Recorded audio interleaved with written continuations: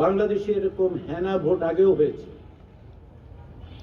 1977 সালে হয়েছে, আমরা 1985 সালে দেখেছি, 1991 সালেও দেখেছি।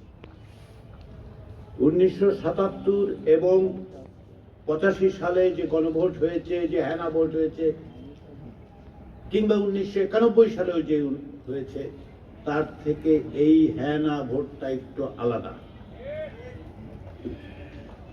77 এবং 85-তে যারা ক্ষমতায় ছিলেন তারা আমাদের কাছে, বাংলাদেশের নাগরিকদের কাছে প্রশ্ন করেছেন যে আমাদের একটি কর্মসূচি আছে, এজেন্ডা আছে, আমরা ক্ষমতায় থেকে সেটা বাস্তবায়ন করতে চাই, আপনি হ্যাঁ বলেন অথবা না বলেন। আমি কিভাবে এসব নির্বাচন হয়েছে প্রক্রিয়ার মধ্যে দিয়ে যাব না, কিন্তু তার মানে হচ্ছে যারা ক্ষমতায় আছে তারা তাদের বিবেচনার থেকে বলছেন যে এগুলো আমরা করতে চাই, আমাদেরকে হ্যাঁ বলেন, আমরা সেটা বাস্তবায়ন করব। তারা করবেন, তারা ক্ষমতায় থাকবেন, তারা বাস্তবায়ন করবেন। কর্মসূচির সারবস্তু নিয়েও আমি বলছি, খেয়াল করে দেখুন, ওনারা ক্ষমতায় থেকে বাস্তবায়ন করার জন্য আপনার সম্মতি চাচ্ছেন। 2026 সালে যে গণভোট হচ্ছে সেখানে কেউ ক্ষমতায় থাকার জন্য আপনার সম্মতি চাইছেন না। 12ই ফেব্রুয়ারি যদি এই গণভোট এর মধ্য দিয়ে ইতিবাচক ফলাফল আসে, যেটা আমরা আশা করছি, যার জন্য আমরা চেষ্টা করছি, যার জন্য আপনাদের সকলের চেষ্টা আছে, তাতে কি হবে? তাতে কি অধ্যাপক ইউনূসের সরকার আগামী 5 বছর, 2 বছর, 9 বছর, 10 বছর থাকবে? থাকবে না। তাহলে গণভোটটা হচ্ছে কেন? গণভোটটা হচ্ছে কেন তার জন্য আবার একটু 1991 সালের গণভোটটা মনে করি। 1991 সালের হেনা ভোটে কি ছিল?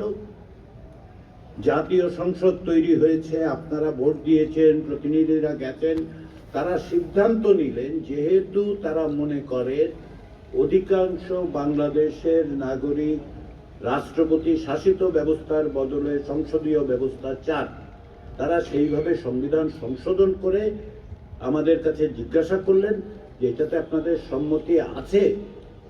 তার মানে কাজটা আগে হলো, তারপর আমাদের সম্মতির জায়গাটা তৈরি হলো। এইবার কিন্তু তাও হচ্ছে না।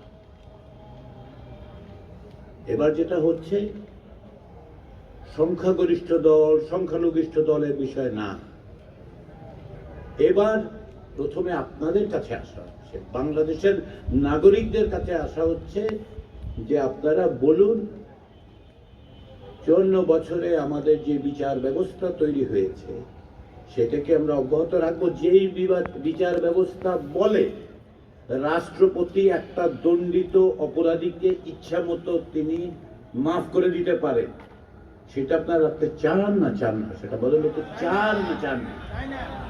এইটাই আপনার কাছে। কে করবে? সেটা আপনাদের প্রতিনিধিরা করবে।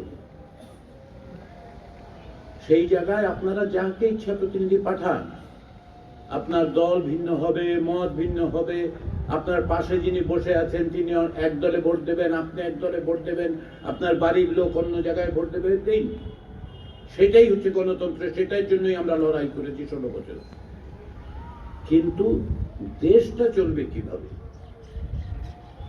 সেই জায়গাটাতেই আপনাদের কাছে আসা,